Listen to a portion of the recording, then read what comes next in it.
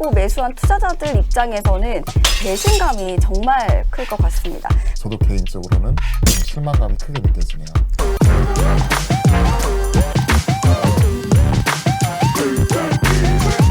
한 주간의 사회경제 뉴스를 짚어보고 투자 포인트까지 짚어보는 시간, 이 뉴스의 조현민입니다. 자, 오늘도 위키트리 김하민 기자님과 이트렌드 박창윤 이사님 자리하셨습니다. 안녕하세요. 네, 안녕하세요. 안녕하세요. 자, 요즘 증권가에서 옷바장이라는 말이 유행이라고 합니다. 두 분은 옷바장이 무슨 뜻인지 알고 계신가요? 네, 저는 이번 주에 들었어요. 뉴스 봤어요. 어떤 내용인가요? 오르면 빠진다, 옷바장. 최근에 시장 흐름 그대로 나타나는 것 같아요. 맞아요. 오르다가 빠지는 장의 줄임말이라고 합니다. 요즘 국내 주식시장을 좀 빗대는 말인가 이런 생각이 드는데 호재성 뉴스가 나와서 반짝 오르는가 싶다가 또 시간이 지나면 힘을 잃고 뒤로 밀리는 경우가 반복되면서 이런 말이 나온다. 이런 이야기가 있더라고요. 투자자들 입장에서도 얼마나 힘 빠지는 일이 아닌가 생각이 드는데요. 최근에 또 이런 비슷한 신조어가 많이 만들어지는데 혹시 뭐 삼치기, 오미판, 사물놀이 뭐 이런 얘기는 들어보셨어요 혹시? 우리 창윤행님이 어렸을 때 많이 하는 그런 뭐 사물놀이, 비석치기, 비석치기 이런 이야기 하시는 거 아닌가요? 아니요, 그것과는 약간 틀려요. 혹시 기자님은 들어보셨어요? 저도 들어보지 못했습니다. 얼마 전에 사물놀이 같은 경우에는 이제 뉴스에도 실리더라고요. 사물놀이, 사면 물리고 놀면 이긴다. 그러니까 최근 뭐 시장 흐름과 비슷하죠. 사물놀이. 그리고 사물놀이. 얼마 전에 뭐 삼치기, 3% 먹고 치고 빠지기, 오미판 5% 먹으면 미련 없이 판다. 뭐 이런 얘기가 있었어요. 즉 시장에서 연속성 있게 길게 가져가는 흐름보다는 워낙 짧은 단타 대응이 나오는 이런 시장을 좀 대변하는 말이 아닌가 하는 생각이 드네요.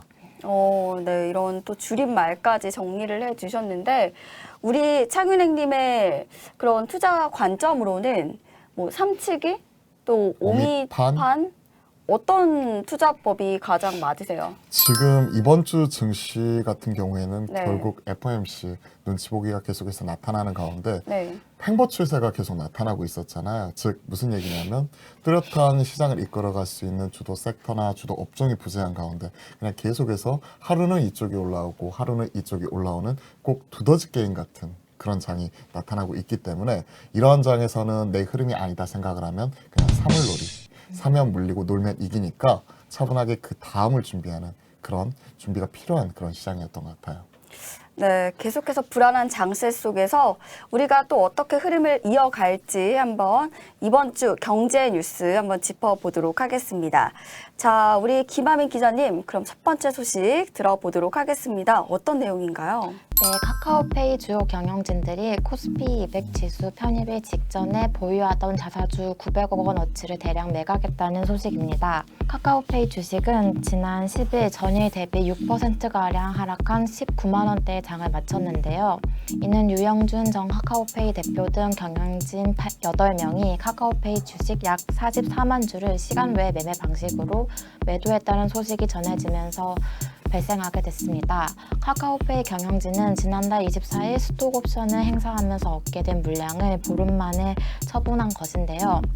이야기를 듣다 보니까 저도 사실 여러 번 카카오페이 소식을 전해드렸기 때문에 좀 당황스러운데 카카오페이를 좀 믿고 매수한 투자자들 입장에서는 배신감이 정말 클 것 같습니다. 갑자기 매각을 한 이유가 또 있을까요?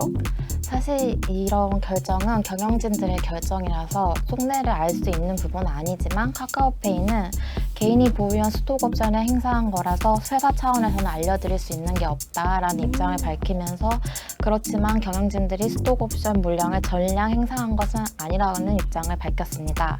그렇지만 이미 주주들의 반응은 차갑기만 하고요. 앞서 카카오페이는 사상 최초로 100% 균등 배정 방식으로 주린이들도 투자할 수 있겠다고 공언한 적이 있기 때문에 배신감이 더욱 커 보입니다. 네, 정말 그럴 것 같습니다. 실제로 경영진의 이 지분 매각은 주가 고점 신호로 읽히기 때문에 투자 심리를 좀 위축시키는 경향도 있을 것 같습니다. 카카오도 연일 하락세를 이어가는 것으로 알고 있는데 카카오페이의 주가 흐름 현재 어떻게 보실까요? 저 지금 이 부분 같은 경우에 또 오늘도 다시 한번 좀 점검할 필요가 있기 때문에 네. 지금 검색을 통해 가지고 이런 부분을 좀 보고 있었어요.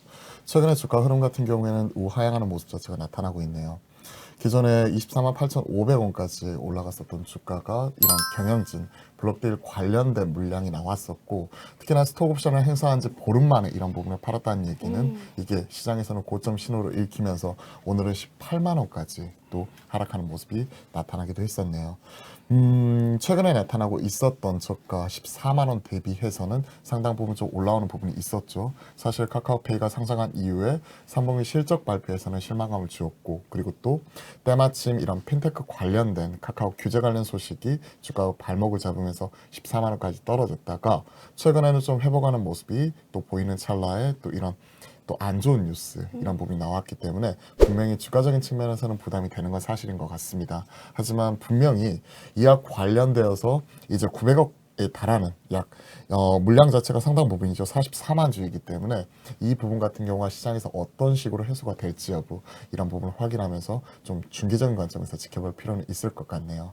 사실 이게 물량 자체가 적다 보면 경영진이 스톡옵션을 받고 스톡옵션을 행사하는 데 있어서 세금을 내야 되잖아요. 네. 그 부분에 따라서 일정 부분 파는 것이다 이해를 할 수 있는데 물량 자체가 무려 900억이고 그리고 받자마자 거의 근 보름 만에 이걸 팔았다 하는 그러니까요. 부분 자체는 저도 개인적으로는 좀 실망감이 크게 느껴지네요.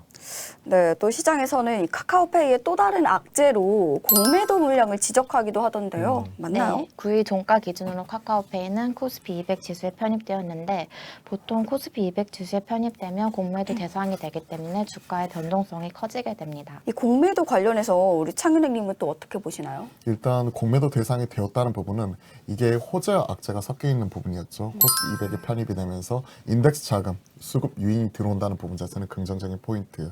다만 현 시점에서 코스피 200, 코스닥 150 종목 경우에는 공매도가 가능하니까 또 공매도 타겟이 될 수 있다는 부분은 부정적인 부분. 즉 호재와 악재가 섞여 있는 가운데 너무 공매적인 부분만 볼 필요는 없을 거라고 생각을 합니다. 최근에 지금 나타나고 있는 정책 스탠스는 현 시점의 비정상의 정상화에 대해서 얘기를 하고 있어요. 즉 현 시점에서는 코스피 200과 코스닥 150 같은 국내 대표적인 종목들만 공매도하지만 향후에 중소형주 이런 쪽도 공매도 대상으로서 추가적으로 편입을 시키겠다는 부분 자체가 나타나고 있기 때문에 결국 시기의 문제일 뿐 공매도 이런 부분에 있어서는 분명히 또 하나 악재로서 작용할 수 있는 부분이 열어놓고 봐야 될 것 같습니다. 다만 이러한 부분 최근에 나타나고 있는 이런 그 대주주 그리고 경영진들 대주주는 아니죠. 경영진들이 스톡옵션을 또 행사하는 과정에서 약 44만 주에 달하는 물량이 나왔다는 부분이나 그리고 3분기 실적 이런 부분과 더불어서 이제 4분기 실적 뚜껑을 열어봐야 되는데 4분기 실적 발표 이전에 즉 3분기에는 사실 실망스러웠거든요. 4분기 실적 발표하기 이전에 이런 부분을 좀 팔았다는 측면에서 만약에 공매도가 재개가 되게 된다면 오히려 긍정적인 부분보다는 부정적인 부분에 좀 더 포커스를 맞추면서 시장에서는 좀 민감히 반응할 수가 있기 때문에 이러한 부분 같은 경우도 계속 점검해 나갈 필요가 있겠네요. 네, 그나마 긍정적인 점은 이 기관이 카카오페이에 대해서 이 지속해서 순매수 행렬을 이어가고 있다고 하는 이야기가 있는데 시장에서는 어떻게 바라보고 있을지도 여쭤보도록 하겠습니다. 일단 수급 유인 뭐 이런 부분 같은 경우를 좀 더 체크를 해봐야 될 것 같은데 네. 기관들의 순매수는 이런 코스피 200 정기 편입 관련되어서 이에 따른 선침해적인 이런 매수세의 유입 자체가 나타날 수가 있는 부분이고 이에 따른 매수 주체를 같이 살펴봐야 될 것 같아요. 사실 금융투자 같은 이런 프랍 쪽 관련해서 증권사에서 이제 치고받는 단기성 매매를 하는 이런 수급 주체일 경우에는 상당 부분 이런 부분이 실질적으로 편입되고 나서는 오히려 좀 부정적인 요인으로 작용할 수 있기 때문에 기관이 무조건 많이 산다고 해서 좋은 부분은 또 아닌 것 같습니다. 그리고 이와 더불어서 뭐 연기금 이런 부분도 같이 확인을 해봐야 될 것 같아요. 저도 이제 수급 주체 이런 부분을 하나하나 살펴보지 않았지만 최근에는 금융투자와 연기금이 많이 사는 것 자체는 시장에서는 오히려 악재로 해석을 하더라고요.